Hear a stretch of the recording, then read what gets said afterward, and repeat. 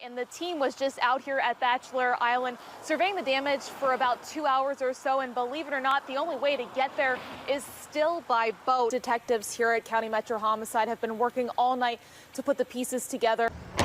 Residents say they're fed up not knowing if their trash is even going to be picked up.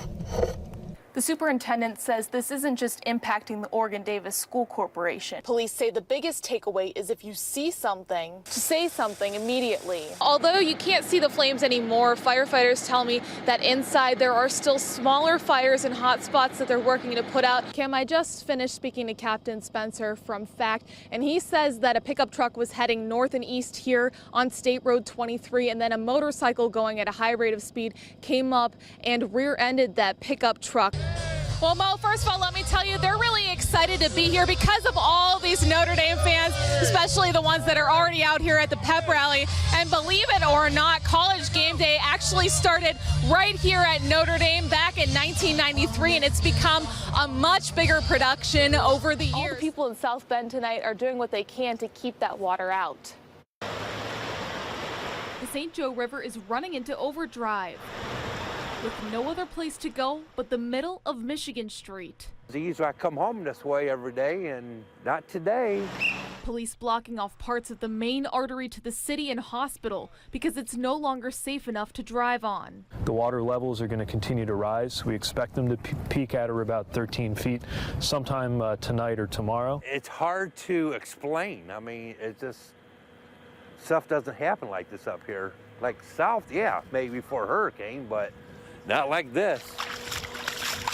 And you don't usually find fish in the middle of the road. Baby bluegill in the middle of the street. Over at IU South Bend, they're preparing for the worst. We were on a video this afternoon learning how to do this, and they briefly explained how to set up a trestle, some traffic cones, and then funnel the sand in. A team effort, stacking sandbags to keep the water out. I asked the RAs, and they're like, yeah, we actually have to leave. And I was thinking, oh, this is not a joke. This is serious. This is not a drill. Students got a text and phone call around 6 to evacuate the river crossing apartments. For their safety and comfort, with the river still rising, we really wanted to make sure that they weren't harmed.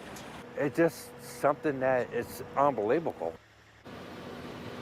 400 students were evacuated from the river crossing apartments tonight. Many of them live close enough that they can go home, but if not, there are cots set up in the Student Activity Center for them. And all classes for tomorrow have been canceled at IU South Bend. There's nothing left. It's heartbreaking. Everything you work hard for just taken away like that. They ripped all the ceilings down. We were able to get in and get our kids' first Christmas ornaments off the tree. Tragedy struck the Lowe family home early Saturday morning, just 2 days before Christmas. It's not something anybody's expecting or prepared for. I'm thankful we weren't home and our kids weren't here. Our neighbors called us saying it was on fire, and all I could think was to get home to our dog. I didn't know what else to think.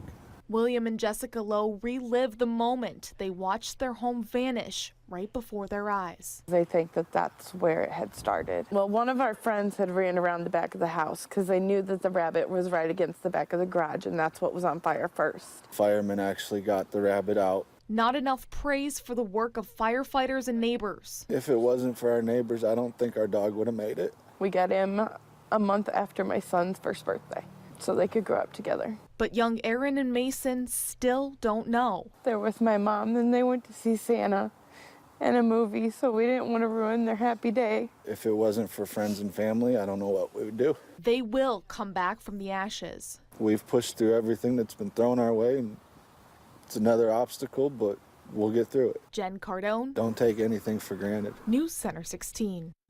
Well, Joel, she was born and raised in Philadelphia, and the journey was always a little bit too far. But today she finally made it out and got to experience firsthand what it's like to see the Fighting Irish play.